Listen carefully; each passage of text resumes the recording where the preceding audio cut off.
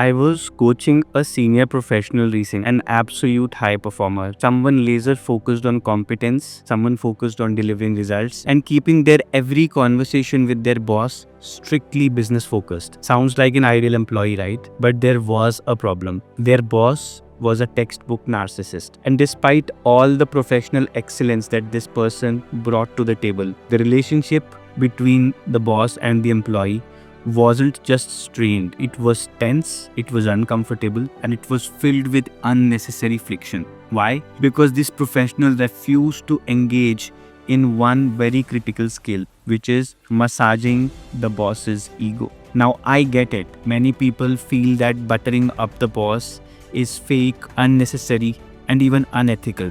And I partly agree with it. But here's the reality. When you are dealing with a narcissistic boss, not appreciating their ego is like falling into an ocean, refusing to swim, and rejecting the safety tube that's right next to you. Buttering is that safety tube, and the narcissistic boss is the ocean. You can argue that the tube isn't ideal, and ideally you should just swim. But if you don't, guess who is drowning? It's going to be you. Here's what a lot of people miss out. An effective employee isn't just skilled at their job, they are skilled at influence. And sometimes influence means knowing how to make your boss feel happy, how to make your boss feel seen and valued and appreciated. And not in a fake or over the top way, but with subtle, sincere gestures that protect the relationship. Because the uncomfortable truth is that those who choose not to butter are often depriving themselves of a critical survival tool. They may feel morally superior, but they are also more likely to feel overlooked, unsupported, and eventually burnt out. It's not about manipulation. Buttering is not just that. It's about being strategic. Narcissistic bosses often crave appreciation, and when they don't get it, they feel threatened. When they feel threatened, they become difficult, they become defensive, sometimes even destructive. But when you make them feel validated,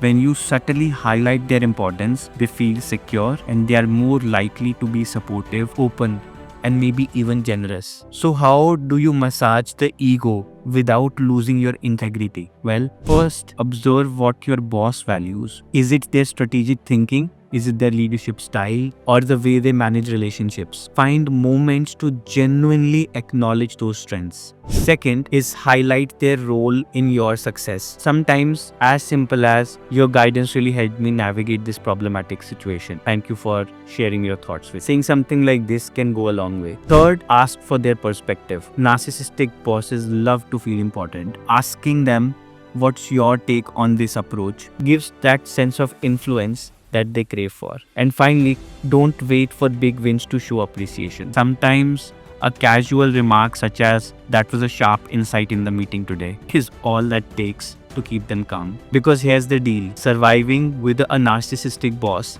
isn't about compromising your values. It's about learning the art of influence, staying emotionally intelligent, and protecting your professional progress. Because if your boss doesn't like you, you anyway cannot contribute to the organizational growth. So ask yourself, are you refusing to grab the safety tube even if it could save you? And have you experienced the impact of not massaging the ego of someone who is very powerful in your organization? Share your story in the comments down below.